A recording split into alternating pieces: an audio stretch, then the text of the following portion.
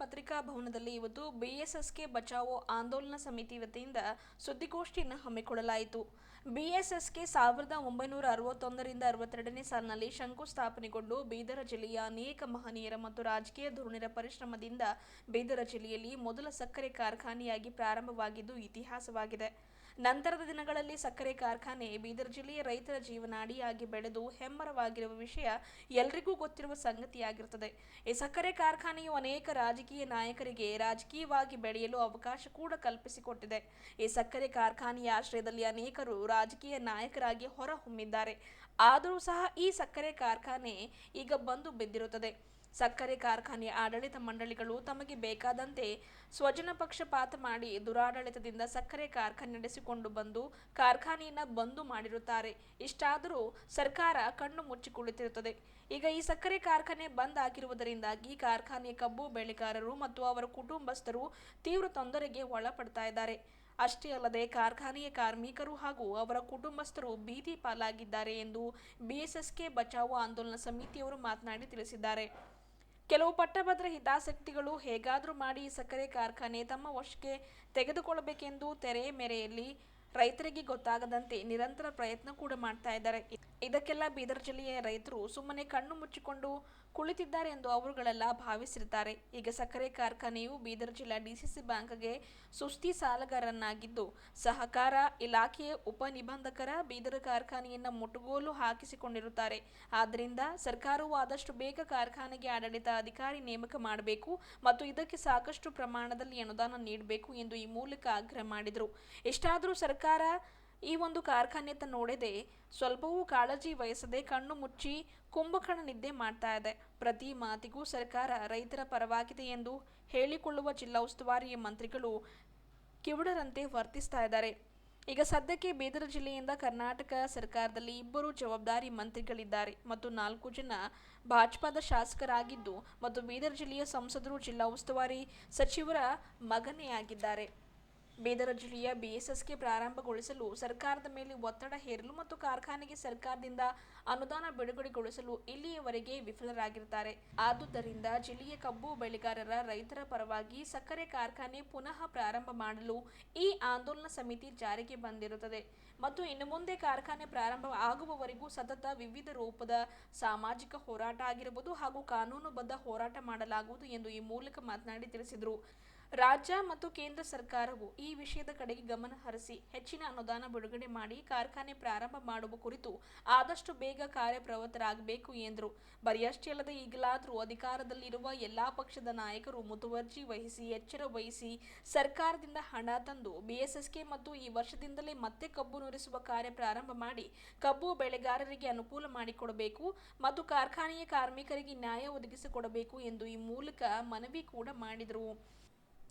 ಈ ಸುದ್ದಿಗೋಷ್ಠಿಯಲ್ಲಿ ಬಿಎಸ್ಎಸ್ಕೆ ಬಚಾವೋ ಆಂದೋಲನ ಸಮಿತಿಯ ಸಂಚಾಲಕರಾದ ಹನುಮಂತರಾಯ್ ಸಿಂಧೋಲ್, ವಕೀಲರು, ಸಂಘಟಕರು ಭಗವಾನ್ ನೌಬಾದ್ಕರ್, ರೈತ ಮುಖಂಡರು Shivraj Kore, Ganapati Shambhu, Galeppa Saroli, Siddappa police Patil, Johnson Ghode, Bajrang Kashampur, Gundappa Budera, Jayaraj K Bukka ವಕೀಲರು, ನಾಗಶೆಟ್ಟಿ ವಕೀಲರು, ಹಚ್ಚಿ ಚೆನ್ನಮಲ್ಲಪ್ಪ ಹಜ್ಜರ್ಗಿ, ಅಮರ್ ತರ್ನಳ್ಳಿ ಅವರು ಸೇರಿದಂತೆ ಇನ್ನಿತರರು ಇದ್ದರು. ಇನ್ನು ಎರಡನೇ ವಿಚಾರ, ಯಾರ್ಯಾರ ಫ್ಯಾಕ್ಟ್ರಿಗೆ ನುಕ್ಸಾನ್ ಮಾಡ್ಲಿಕ್ಕೆ ಕಾರಣ ಆಗ್ಯಾರ, ಹಾನಿ ಮಾಡ್ಲಿಕ್ಕೆ ಕಾರಣ ಆಗ್ಯಾರ, ನಷ್ಟ ಮಾಡ್ಲಿಕ್ಕೆ ಕಾರಣ ಆಗ್ಯಾರ, ಅದೆಲ್ಲ ಎರಡನೇ ವಿಚಾರ. ಅದು ಮುಂದಿನ ನಾವೀಗ ಅದನ್ನು ಬಿಟ್ಟು ಕೊಡ್ರಿ, ಇದನ್ನಷ್ಟೇ ಪ್ರಾರಂಭ ಮಾಡ್ರಿ ಅನ್ನುವಂಥ ವಿಚಾರ ನಮ್ದಲ್ಲ.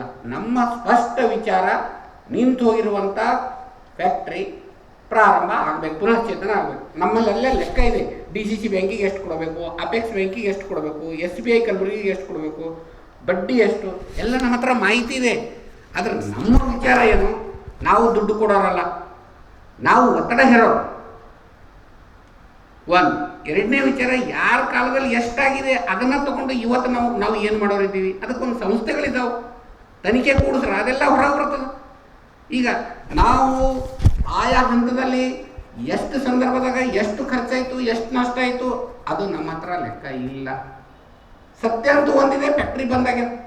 ಈಗ ಬ್ಯಾಂಕಿನಲ್ಲಿ ನಾವು DCC ಬ್ಯಾಂಕಿಗೆ ಕೊಡಬೇಕು, ಅಪೆಕ್ಸ್ ಬ್ಯಾಂಕ್ ಕೊಡಬೇಕು, SBI ಕೊಡಬೇಕು, ಇದನ್ನೂ ಸತ್ಯ ಇದೆ. ನಮ್ಮದೇನು ಒತ್ತಡ ಅದ, ಇಷ್ಟು ದುಡ್ಡು ಸರ್ಕಾರಕ್ಕೆ ದೊಡ್ಡ ದುಡ್ಡು ಆಯಿತು. ನಮ್ಮ ಸಚಿವರು ಶಾಸಕರು ಮನಸ್ಸು ಮಾಡಿದ್ರೆ ಇದ್ರದ್ದು 10 ಪಟ್ಟು ದುಡ್ಡನ್ನು ತರಬಹುದು. ನಮ್ಮದು ಮನಸ್ಸಿನಾಗಿನ ಮಾತೇನು, ದುಡ್ಡು ತರಬೇಕು, ಅನುದಾನ ತರಬೇಕು. ಅದು ಯಾವ ರೀತಿ ತರ್ತೀರಿ, ಮುಖ್ಯಮಂತ್ರಿಯವರಿಗೆ, ಕೇಂದ್ರ ಸಚಿವರಿಗೆ ಯಾವ ರೀತಿ ಒತ್ತಡ ಹೇರ್ತೀರಿ ನಿಮಗೆ ಬಿಟ್ಟಿವಿ. ಯಾಕಂದ್ರೆ ನಾವು ಇಷ್ಟಕ್ಕೆ ಸುಮ್ಮನೆ ಕೊಡಲ್ಲ. ತಾವು ಕೇಳಿದಂಗೆ ನಾವು ಇಷ್ಟಕ್ಕೆ ಸುಮ್ಮನೆ ಕೊಡಲ್ಲ. ಇವತ್ತು ಬರೀ ಸುದ್ದಿಗೋಷ್ಠಿ ಮಾಡಿ ನಾವು ಇದನ್ನು ಬಿಟ್ಟು ಬಿಡ್ತೀವಿ. ಈ ಒತ್ತಡ ಇಷ್ಟೇ ಅಲ್ಲ, ನಾವು ಸಂಬಂಧಪಟ್ಟವರಿಗೆ ಮನವಿ ಕೊಡ್ತೀವಿ. ಅವರು ಒಂದು ವೇಳೆ ಕ್ರಮ ಕೈಗೊಳ್ಳಿಲ್ಲ, ಕಾನೂನಿನ ಮುಖಾಂತರ, ಹೈಕೋರ್ಟಿನ ಮುಖಾಂತರ ಡೈರೆಕ್ಷನ್ಸ್ ಕೊಡಿಸ್ತೀವಿ. ನಾವು ಕೇವಲ ಸುದ್ದಿಗೋಷ್ಠಿ ಮಾಡಿ ನಮ್ಗಿಂತ ಹೆಚ್ಚು ನೀವು ಸುದ್ದಿ ಬರ್ದಿರಿ. ಎಷ್ಟೋ ವಿಷಯಗಳನ್ನ ನೀವು ಸುಮ್ಮನೆ ಬಿಡಲ್ಲ, ನಾವು ಸುಮ್ಮನೆ ಬಿಟ್ಟರು ನೀವು ಬಿಡಲ್ಲ. ಆದರೂ ಕೂಡ ನಾವು ಇದಕ್ಕೆ ಒಂದು ಕಾನೂನಿನ ಟಚ್, ಸ್ಪರ್ಶ ಏನಿದಲ್ಲ ಅದನ್ನು ಕೊಡ್ತೀವಿ. ಈ ಸಕ್ಕರೆ ಆಯುಕ್ತರಾಗಿರ್ಬೋದು, ಶುಗರ್ ಡೈರೆಕ್ಟರ್ ಆಗಿರ್ಬೋದು, ರಾಜ್ಯ ಸರ್ಕಾರ ಇರ್ಬೋದು, ಕೇಂದ್ರ ಸರ್ಕಾರ ಇರ್ಬೋದು, ಮುಖ್ಯ ಕಾರ್ಯದರ್ಶಿಗಳಿರ್ಬೋದು, ಎಲ್ಲರಿಗೆ ನಾವೇನಿಲ್ಲ ಅಂತಂದ್ರೆ ಮನವಿ ಕೊಡ್ತೀವಿ. ಮೊದಲ ಆದ್ಯತೆ ಮನವಿ. ಕೆಲಸ ಮಾಡಲಿಲ್ಲ ಮತ್ತೆ ನಾವು ಕಾನೂನು ಹೋರಾಟ ಮಾಡ್ತೀವಿ. ಕಾನೂನು ಹೋರಾಟ ಅಷ್ಟೇ ಅಲ್ಲ, ಆ ಶುಗರ್ ಫ್ಯಾಕ್ಟ್ರಿಯ ಷೇರುದಾರರಿಗೆ ಮತ್ತು ಅಲ್ಲಿನ ಕಾರ್ಮಿಕರಿಗೆ ಕರ್ಕೊಂಡು ಹೋರಾಟನೂ ಮಾಡ್ತೀವಿ. ಒಂದು ಇದು ಹೋರಾಟ, ಅವರನ್ನು ಕರ್ಕೊಂಡು ರೈತರನ್ನು ಸೇರಿಸ್ಕೊಂಡು ಹೋರಾಟ. ಒಂದು ಕಾನೂನುಬದ್ಧ ಹೋರಾಟ. ನಾವು ಇವತ್ತು ಇದು ಪ್ರಾರಂಭ ಮಾಡಬೇಕು ಅಂತ ನಾವು ಸಮಾನ ಮನಸ್ಕರಿಗೆ ಕರ್ಕೊಂಡು, ನೀವು ಇಲ್ಲಿ ನೀವು ನೋಡ್ತಾ ಇರ್ಬೋದು, ನಾವಿಲ್ಲಿ ಸಮಿತಿಯಲ್ಲಿ ಕುಳಿತಂಥ ಸದಸ್ಯರು ಎಲ್ಲರೂ ಯಾವುದೇ ಇಲ್ಲಿಯವರೆಗೆ ರಾಜಕೀಯದ ಅಧಿಕಾರಗಳನ್ನು ನಾವು ಹಿಡಿದಿಲ್ಲ. ಮತ್ತು ಅಂಥ ಒಂದು ವಿಚಾರನೂ ನಮ್ಮ ತಲೆಯಲ್ಲಿಲ್ಲ. ಯಾವಾಗ ರೈತರಿಗೆ, ನಮ್ಮ ಸಮಾಜಕ್ಕೆ, ನಮ್ಮ ಜಿಲ್ಲೆಗೆ ಅನ್ಯಾಯ ಆಗ್ತದೆ, ಅವಾಗ ನಮ್ಮ ತಲೆಯಲ್ಲಿ ಒಂದು ಕಲ್ಪನೆ ಬರ್ತದೆ, ಏನು ಅಂತ ಅದನ್ನು ಸರಿಪಡಿಸ್ಬೇಕು. ನಮ್ಮ ಸಮಿತಿ ಇದನ್ನು ಪ್ರಾರಂಭ ಮಾಡಲಿಕ್ಕೆ, ಶುಗರ್ ಫ್ಯಾಕ್ಟ್ರಿಯನ್ನು ಪ್ರಾರಂಭ ಆಗಬೇಕು, ನಮ್ಮ ರೈತರಿಗೆ ಒಳ್ಳೆಯದಾಗಬೇಕು. ನಾವು ಇಷ್ಟೇ ಹೇಳ್ತೀವಿ ಹೊರತು ಇದಕ್ಕೆ ಬಿಟ್ಟು ಯಾವುದೇ ಪೂರ್ವಗ್ರಹ ಪೀಡೆ ನಮ್ಮಲ್ಲಿಲ್ಲ. ದಯವಿಟ್ಟು ನಮ್ಮ ಸದಸ್ಯರಿಗೆ ನಾವು ಏನು ಹೇಳಿದಾರ ಅವ್ರ ಮನುಷ್ಯನಾಗೂ ಇಲ್ಲ ಹಿಂಗೆ ಮಾಡ್ಬೇಕು ಇವ್ರಿಗಂತ. ನೋಡ್ರಿ, ಯಾವುದೇ ಒಂದು ಘಟನೆಗಳಿದ್ದಾಗ ಅಲ್ಲಿ ಪ್ರೋಸ್ ಆ್ಯಂಡ್ ಕಾನ್ಸ್ ಇರ್ತಾವೆ, ಪರ ಮತ್ತು ವಿರೋಧಗಳಿರ್ತವೆ. ಹೆಂಗಂದ್ರೆ ಒಂದು ಫ್ಯಾಕ್ಟ್ರಿ ಚಾಲು ಆಗಿ ಬಂದಾಗ ಒಂದು ಉಚ್ಛ್ರಾಯ ಸ್ಥಿತಿಗೆ ಹೋಗಿರ್ತದೆ, ಮತ್ತು ನಷ್ಟ ಆಗ್ಯದ, ಇವಾಗ ಬಂದಾಗ್ಯದ, ಅದನ್ನು ಮತ್ತೆ ಪುನಃ ಪ್ರಾರಂಭ ಮಾಡಿರಿ ಅಂತ. ಇದು ಸಾಧ್ಯ ಅಲ್ಲ ಅನ್ನುವಂಥ ಮಾತಂತೂ ಅಲ್ವೇ ಅಲ್ಲ. ಸರ್ಕಾರಕ್ಕೆ ಇದೇನು ದೊಡ್ಡ ದುಡ್ಡು ಅಲ್ಲ, ಮನಸ್ಸು ಮಾಡಬೇಕು. ನೀವೆಲ್ಲ ಪತ್ರಕರ್ತರಿದ್ದೀರಿ, ನಿಮಗೆ ಮೊನ್ನೆ ಮೈಸೂರಿನಲ್ಲಿ ಮುಖ್ಯಮಂತ್ರಿಯವರು ಒಂದು ಉದ್ಘಾಟನೆ ಮಾಡಿದ್ದಾರೆ, ಒಂದು ಮಾತು ಹೇಳಿದ್ದಾರೆ, ಫಿಲಿಮ್ ಇಂಡಸ್ಟ್ರಿ 350 ಕೋಟಿ ಕೊಡ್ತೀನಿ ಆಗಬೇಕು ಅಂತಾರೆ ಮೈಸೂರಲ್ಲಿ. ನೋಡ್ರಿ, ನಮಗೆ ಸಂತೋಷ ಇದೆ ಮೈಸೂರಲ್ಲಿ ಫಿಲಿಮ್ ಇಂಡಸ್ಟ್ರಿ ಇದೆ. ನಮಗೂ ಒಂದು 500 ಕೋಟಿ ಕೊಡ್ರಿ, ನಮ್ಮ ಫ್ಯಾಕ್ಟ್ರಿ ಸ್ಟಾರ್ಟ್ ಆಗಲಿ. ನೀವು ಮೈಸೂರಿಗೆ ಕೊಡಬೇಡ ಅಂತ ಇಲ್ಲ. ಸರ್ಕಾರದವರು ಸಾಕಷ್ಟು ಭಾಗ್ಯಗಳನ್ನು ಘೋಷಣೆ ಮಾಡಿರಿ, ನಾವು ಬೇಡ ಅಂತ ಇಲ್ಲ, ಅದು ಸರ್ಕಾರದ ಪಾಲಿಸಿ. ಮಾಡಿರಿ, ಇನ್ನೂ ಒಂದಿಷ್ಟು ಪಾಲಿಸಿ ಮಾಡಿರಿ. ಅದರ ಜೊತೆಗೆ ನಮಗೆ ಅನುದಾನ ಕೊಡ್ರಿ. ಅನುದಾನ ಕೊಟ್ಟು ಇಲ್ಲಿಯ ರೈತರ ಏಳಿಗೆ ಆಗಲಿ. ನೋಡಿರಿ, ಆ ಫ್ಯಾಕ್ಟ್ರಿ ಪ್ರಾರಂಭ ಆದರೆ ಎಷ್ಟು ಜನರಿಗೆ ಅನುಕೂಲ ಅದ ನೀವು ನೋಡಿರಿ. ಕಮಾಂಡ್ ಏರಿಯಾ ಎಷ್ಟದ, ಎಲ್ಲಕ್ಕಿಂತ ಹಳೆ ಫ್ಯಾಕ್ಟ್ರಿ. ಅದ್ರ ಕಬ್ಬು ಅಂದ್ರೆ ಕಮಾಂಡ್ ಏರಿಯಾ ಅಂದ್ರೆ ಕಬ್ಬು, ಅದು ಎಷ್ಟು ರೈತರದ್ದು ಕಬ್ಬು ಹಾಕ್ತಾರ ಅನ್ನೋದಕ್ಕೆ ನಾವು ಕಮಾಂಡ್ ಏರಿಯಾ ಅಂತೀವಲ್ಲ, ಅದು ಎಷ್ಟಿದೆ, ಭಾಳಷ್ಟಿದೆ. ಎಲ್ಲಕ್ಕಿಂತ ಹಳೆ ಫ್ಯಾಕ್ಟ್ರಿ, ಹೆಚ್ಚು ಕಬ್ಬು ನಿಲ್ಲಿಸುವಂಥ ಫ್ಯಾಕ್ಟ್ರಿ. ಅದು ಚಾಲು ಆದ್ರೆ ನಮ್ಮ ರೈತರ ಮತ್ತು ಕಡಿ ನಿಲ್ಲುವಂಥ, ಈಗೇನು ಆರ್ಥಿಕ ಸಂಕಷ್ಟಕ್ಕೆ ದೂಡಲ್ಪಟ್ಟಾರ ಆ ಕುಟುಂಬಗಳು ಏನದ ಅಂದ್ರೆ, ಆ ಕಾರ್ಮಿಕರ ಕುಟುಂಬಗಳು, ಅಲ್ಲಿ ಕೆಲಸ ಮಾಡ್ತಾ ಇರುವಂಥ ಕಾರ್ಮಿಕರ ಕುಟುಂಬಗಳು ರಸ್ತೆಗೆ ಬಂದಿದ್ದಾವೆ. ನೋಡ್ರಿ, ನಮಗೆ ಒಂದು ದಿವಸ ಕೆಲಸ ಮಾಡಿದ್ರೆ ದುಡ್ಡು ಕೊಡಲಿಲ್ಲ ಅಂದ್ರೆ ನಮ್ಮ ಹಾಲತ್ ಏನದ, ಅನೇಕ ವರ್ಷಗಳಿಂದ ಹಾಗೆ ಬರ್ತಾಯಿತ್ತು. ಅದಕ್ಕೆ ಈ ಫ್ಯಾಕ್ಟ್ರಿ ಪುನರಾರಂಭ ಆಯ್ತಂದ್ರೆ ಎಲ್ಲರಿಗೂ ಒಳ್ಳೆಯದಾಗ್ತದೆ. ಅದಕ್ಕೆ ನಾನು ನಿಮ್ಮಲ್ಲಿ ಪರ್ಸ್ನಲ್ ರಿಕ್ವೆಸ್ಟ್ ಮಾಡ್ತೀನಿ, ಕಳಕಳಿ ಮಾಡ್ತೀನಿ, ವಿಶೇಷವಾಗಿ ಪತ್ರಿಕಾ ಬಂಧುಗಳಲ್ಲಿ, ನೀವು ಸರ್ಕಾರದ ಮೇಲೆ ಒತ್ತಡ ಹೇರುವಂಗೆ ದಯವಿಟ್ಟು ಸುದ್ದಿಯನ್ನು ನೋಡಬೇಕು. ಯಾಕಂತಂದ್ರೆ ನಮಗೂ ಎಲ್ಲರದು ಹೋಗ್ತದೆ, ವಿಶೇಷ ಅದಲ್ಲ. ಆದರೆ ಜೀವನಾಡಿಯಾಗಿರ್ತಕ್ಕಂಥ ಹಳಿಕೇಡ್ BSSK ಏನದ ಅದು ಪ್ರಾರಂಭ ಆಗಬೇಕು, ಮತ್ತು ಇಲ್ಲಿಂದ ರೈತರಿಗೆ ಒಳ್ಳೆಯದಾಗಬೇಕು ಅಂಥೇಳಿ ಈ ನಮ್ಮ ಸುದ್ದಿಗೋಷ್ಠಿ ಇದೆ. ಬಂಧುಗಳೇ, ನಮ್ಮಿಂದ ಏನಾದರೂ ವಿಷಯ ಹೇಳುವಾಗ ಕೆಲವೊಂದು ಸಲ ಆಗ್ತಾಯಿತ್ತು ಪ್ರಮಾದ. ಯಾಕೆಂದ್ರೆ ನಿಮ್ಮನ್ನು ಫೇಸ್ ಮಾಡೋದು ಭಾಳ ಕಷ್ಟ ಅದ. ಎಲ್ಲರನ್ನ ನಾವು ಎಲ್ಲಿ ಬೇಕಾದಲ್ಲಿ ಕುಂತು ಮಾತಾಡ್ಬೋದು. ಪತ್ರಿಕಾ ರಂಗದವರಿಗೆ, ಪತ್ರಿಕಾ ಬಂಧುಗಳಿಗೆ ವಿಷಯ ಹೇಳುವಾಗ ಭಾಳ ನಮ್ಮೇಲೆ ನಾವು ತಯಾರಿಯಾಗಿ ಬರಬೇಕು. ನಾನು ಒಪ್ತೀನಿ, ಕೆಲವೊಂದು ಸಲ ಏನಾಗಿರ್ತದೆ, ನಾವು ಅಂದ್ಕೊಂಡಂಗೆ ಆಗಿರೋದಿಲ್ಲ. ಅದಕ್ಕೆ ನಮ್ಮಲ್ಲಿ ಏನು ವಿಷಯ ಸಂಗ್ರಹ ಇದೆ ಅದನ್ನು ತಮಗೆ ಹೇಳಿದ್ದೀವಿ. ತಾವು ಮುತುವರ್ಜಿ ವಹಿಸಿ, ಇದು ನಮ್ಮದು ವೈಯಕ್ತಿಕದ ಅನ್ನುವಂಥ ವಿಷಯ ಬಿಟ್ಟು, ಸಮಿತಿದೆ ಅದ ಅನ್ನುವಂಥದ್ದು ಬಿಟ್ಟು, ಇದು ಜಿಲ್ಲೆಗೆ ಸಂಬಂಧಪಟ್ಟಿದ್ದು ಅಂತ ಹೇಳಿ ರಾಜ್ಯದ ಮತ್ತು ಪ್ರಿಂಟ್ ಮೀಡಿಯಾ, ಎಲೆಕ್ಟ್ರಾನಿಕ್ ಮೀಡಿಯಾದವರು ಸಹಕಾರ ಕೊಡಬೇಕು ನಮಗಂತ ನನ್ನ ಕಳಕಳಿಯನ್ನು ತಮ್ಮಲ್ಲಿ ಮಾಡ್ತಾಯಿದ್ದೀನಿ. ಮತ್ತು ಅದೇ, ನೀವು ಇಷ್ಟಕ್ಕೆ ನೀವು ಬೇರೆ ಇದ್ರಿ ಅಂತ ಬೇಡ, ನಿಮ್ಮದು ಕೂಡ ನಮಗೆ ಮಾರ್ಗದರ್ಶನ ಬೇಕು. ಯಾಕಂದರೆ ನಾವೇನು ಅಧಿಕಾರಿಗಳಿಗೆ ಆಡಳಿತದಲ್ಲಿ ಇದ್ದಂಥವರಿಗೆ ಕನ್ವೆ ಮಾಡಬೇಕು, ಒತ್ತಡ ಮಾಡಬೇಕು ಅಂತ ನಾನು ಕಳಕಳಿಯ ಮುಖಾಂತರ ನಿಮಗೆ ಹೇಳ್ತಾ ಈ ಸುದ್ದಿಗೋಷ್ಠಿಗೆ ಬಂದಿರುವಂಥ ತಮ್ಮೆಲ್ಲರಿಗೆ ವಂದನೆಗಳನ್ನು ಸಲ್ಲಿಸ್ತೀನಿ. ಅವರು ಈ ಫ್ಯಾಕ್ಟ್ರಿ ನಾವು ಚಾಲು ಮಾಡ್ತೇವೆ ಅಂತಂದಾರ, ಮತ್ತೊಂದು 15 ದಿನಕ್ಕೆ ಈ ಫ್ಯಾಕ್ಟ್ರಿ ಚಾಲು ಮಾಡೋದು ಆಗಲ್ಲ, ಭಾಳ ಕಷ್ಟ ಅದ ಅಂತಂದಾರ. ನನಗೆ ಅನ್ನಿಸ್ತದ ಭಾಳ ಕಷ್ಟ ಇದ್ರೆ ರಾಜೀನಾಮೆ ಕೊಡ್ರಿ, ಅದು ಬೇರೆ ನಡೆಸ್ತಾರ. ಯಾಕೆ ಅಧಿಕಾರದಲ್ಲಿದ್ದೀರಿ? ಬೇರೆದಲ್ಲೆಲ್ಲ ಅದಕ್ಕೆ ಫ್ಯಾಕ್ಟ್ರಿ ಯಾವುದೇ ರೀತಿಯಿಂದ ಆಗಲಿ ಫ್ಯಾಕ್ಟ್ರಿ ನಡೆಸಬೇಕು, ಫ್ಯಾಕ್ಟ್ರಿ ಪ್ರಾರಂಭ ಮಾಡ್ರಿ. ನಿಮ್ಮ ಸುಪುತ್ರರೇ ಕೇಂದ್ರ ಸರ್ಕಾರದಲ್ಲಿ ಇವತ್ತು ಕೇಂದ್ರದಲ್ಲಿ ಮಂತ್ರಿ ಇದ್ದಾರೆ, ಸಂಸದರಿದ್ದಾರ. ಕೇಂದ್ರ ಸರ್ಕಾರ ಮೇಲೆ ಒತ್ತಡ ಹೇರಿ ದುಡ್ತಾರಿ, ಫ್ಯಾಕ್ಟ್ರಿ ಉಳಿ. ಹಳೆ ಫ್ಯಾಕ್ಟ್ರಿ ಇದು 142 ಎಕರೆ 10 ಗುಂಟೆ ಜಮೀನಿದೆ ಈ ಫ್ಯಾಕ್ಟ್ರಿ. ಅತಿ ದೊಡ್ಡ ಇದದ, ಇದಕ್ಕೆಲ್ಲ ಸಾಮಗ್ರಿ ಇದೆ. ಆದ್ರೆ ಇವರು ಇದು ಮಾಡ್ತಾ ಇಲ್ಲ. ಮತ್ತೇನದ ಅಂತಂದ್ರೆ ಇಲ್ಲಿ MD ಅವ್ರು ಏನಾರ ಮೇಲೆ ರಿಪೋರ್ಟ್ ಕೊಡಬೇಕು. ಈಗೆಲ್ಲ ಇವ್ರದ್ದು ಸಂಜಯ್ ಖೇಣಿ ಅವ್ರದ್ದು ಪ್ರಾಪರ್ಟಿ ಮುಟ್ಟುಗೋಲು ಹಾಕ್ಬೇಕು. ನಾನು ಕೇಸವ ಅವ್ರು ಯಾವ ಪಕ್ಷದ ಬಂದಾರ, ಯಾವ ಸರ್ಕಾರ ಬಂತು ಆ ಪಕ್ಷದ ಬಂದಾರ. ಅವರು BJPದಾಗ ಇದ್ದರು, ಆಮೇಲೆ ದಳದಾಗ ಬಂದರು, ಆಮೇಲೆ ಕಾಂಗ್ರೆಸ್ದಾಗ ಅವರು. ಅದಕ್ಕೆ ಇಲ್ಲಿಂದ ಜಿಲ್ಲಾ ಉಸ್ತುವಾರಿಗಳು ಹೊಂದಾಣಿಕೆ ಆಗದೆ, ರೈತರು ಯಾರು 10 ರೂಪಾಯಿ ಲಾಸ್ ಮಾಡಿಲ್ಲ. ಫ್ಯಾಕ್ಟ್ರಿ ಲಾಸ್ ಆಗಿದ್ರೆ ಯಾರು ಲಾಸ್ ಮಾಡಿದ್ರು? ಫ್ಯಾಕ್ಟ್ರಿ ನೀವು ಫ್ಯಾಕ್ಟ್ರಿ ಲಾಸ್ ಮಾಡಿದ್ರಲ್ಲ ನೀವು ಲೀಡರ್ಗಳು. ಅದರ ಸಲಕ ನೀವು ಒತ್ತಡ ಹಾಕಿ ಅವ್ರ ಪ್ರಾಪರ್ಟಿ ಮುಟ್ಟುಗೋಲು ಹಾಕ್ರಿ, ರೈತರಿಗೆ ಅನುಕೂಲ ಆಗಲಿ. ಅದಕ್ಕೆ ಕೇಂದ್ರ ಸರ್ಕಾರ ಮತ್ತು ರಾಜ್ಯ ಸರ್ಕಾರದಿಂದ ದುಡ್ಡು ತಂದು ಫ್ಯಾಕ್ಟ್ರಿ ನಡೆಸ್ಬೇಕಂತ ಹೇಳಿ ನಾವು ಇದು ಮಾಡಿದೆವು. ಒಂದು ವೇಳೆ ಫ್ಯಾಕ್ಟ್ರಿ ನಡೆಸಿಲ್ಲ ಅಂದರೆ ನಿರಂತರವಾಗಿ ಈ ಹೋರಾಟ ನಡೀತದ, ಫ್ಯಾಕ್ಟ್ರಿ ನಡೆಸ್ತದ ಅಂತ ಹೇಳಿ ನನ್ನ 4 ಮಾತು ಮುಗಿಸ್ತೀನಿ. ಸಮಿತಿಯಲ್ಲಿ ನನ್ನನ್ನು ಕಾನೂನು ಸಲಹೆಗಾರನಾಗಿ ಮಾಡಿದ್ದಾರೆ. ಅದಕ್ಕೋಸ್ಕರವಾಗಿ ನಾನು ಕೆಲವು ಕಾನೂನು ವಿಚಾರಗಳನ್ನು ತಮ್ಮ ಮುಂದೆ ಮಂಡನೆ ಮಾಡುತ್ತೇನೆ. ಬಂಧುಗಳೇ, ಮಾಧ್ಯಮ ಮಿತ್ರರಲ್ಲಿ ನಾವು ವಿನಂತಿಸುವುದೇನೆಂದರೆ, ಸುಮಾರು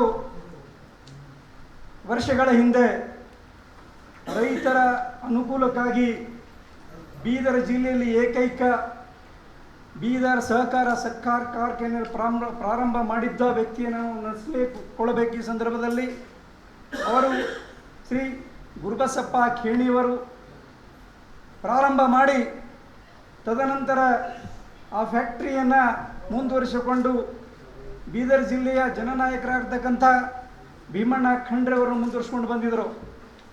ಸುಮಾರು ವರ್ಷಗಳ ಕಾಲ ಅತ್ಯುತ್ತಮವಾಗಿ ಆ ಫ್ಯಾಕ್ಟ್ರಿ ನಡೆದುಕೊಂಡು ಬಂತು.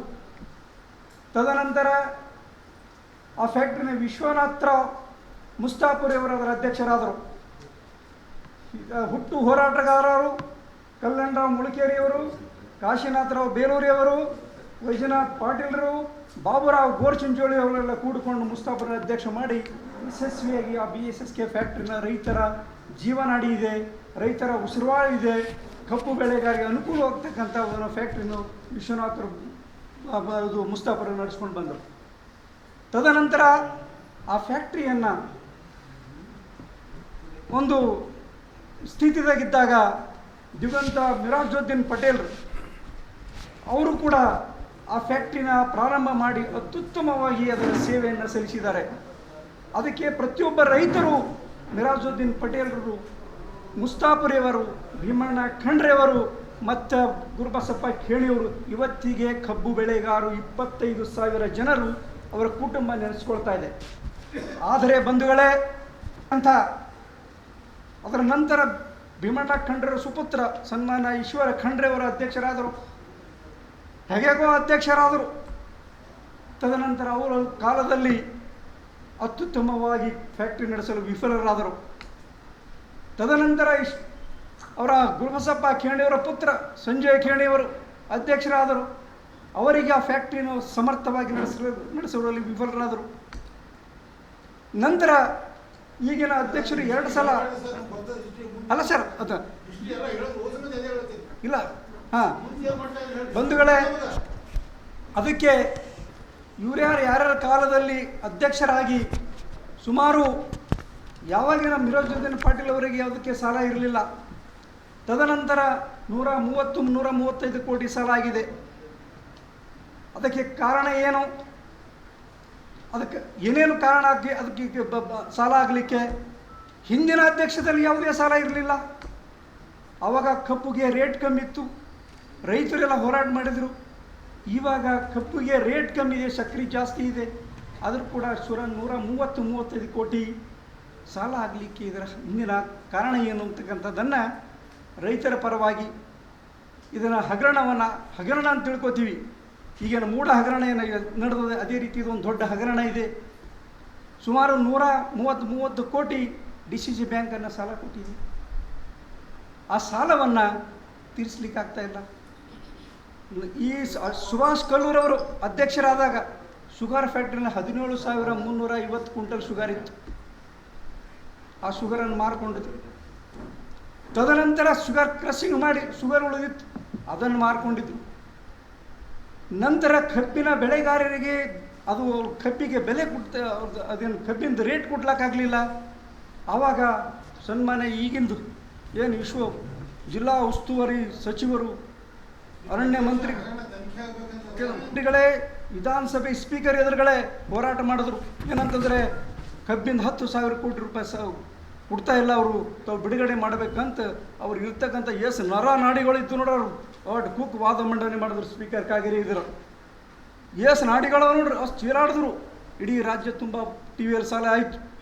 ಆದರೆ ಮಂತ್ರಿಗಳೇ, ಈಗ ರಾಜ್ಯದ ಅರಣ್ಯ ಮಂತ್ರಿಗಳು, ಜಿಲ್ಲೆಯ ಉಸ್ತುವಾರಿ ಮಂತ್ರಿಗಳು, DC ಬ್ಯಾಂಕ್ ನಿಮ್ಮ ಅಂಡರ್ದಾಗೆ ಇದೆ, ತಾವೆಲ್ಲರೂ ಕೂಡಿಕೊಂಡು ಈ 4 ಶಾಸಕರು, 2 ಮಂತ್ರಿಗಳು ಕೂಡಿಕೊಂಡು ರಾಜ್ಯದ ಮುಖ್ಯಮಂತ್ರಿಗಳ ಮನವಿ ಮಾಡಿಕೊಂಡು ಈ ಶುಗರ್ ಫ್ಯಾಕ್ಟ್ರಿನ ಪ್ರಾರಂಭ ಮಾಡಲು ತಮ್ಮಲ್ಲಿ ಕಳಕಳಿಯ ವಿನಂತಿ ಮತ್ತು ಒತ್ತಾಯನ ಮಾಡಿಕೊಳ್ಳುತ್ತೇವೆ. ಹಾಂ ರೀ.